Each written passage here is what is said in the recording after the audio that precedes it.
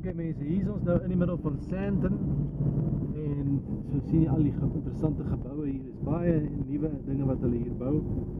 Baie mooi. En dit is nou basies die ou Johannesburg het nou uitgeskuif na Sandton toe en hier het hulle nou 'n nuwe stad gebou. So dis alles baie modern, hier's baie geld hierso en dis 'n hele nuwe stad en so dis nou my eerste keer in die middel van Sandton. So dogter nou ek wys vir die mense 'n bietjie hoe lyk hierdie wêreld.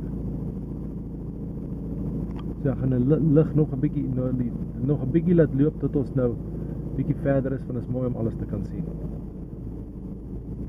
So kom ons kyk aan hierdie strate af en sien dat ons hier sien. Daar sien jy nog van die geboue. Hier voor ons is Nelson Mandela Square. En ja, alles word nog hier gebou sien ek. Alles is nog nie so. So dis 'n hele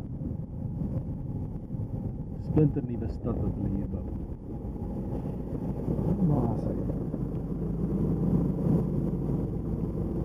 En hierdie gebou is nou seker die middelpunt van die stad en dit is nou Sandton City gebou. Ek dink hy is die hoogste van al hierdie geboue hier. Kom ons kyk 'n bietjie hier af. Ja, pragtig.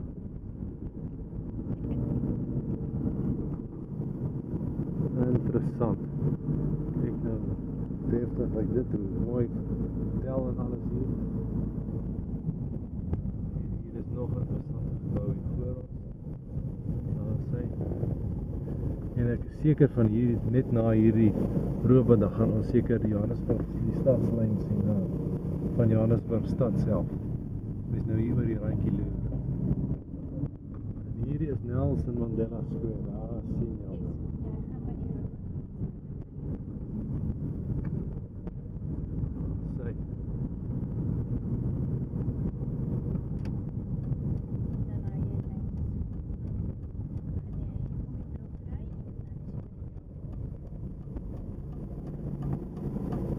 Ons stad net van hier af.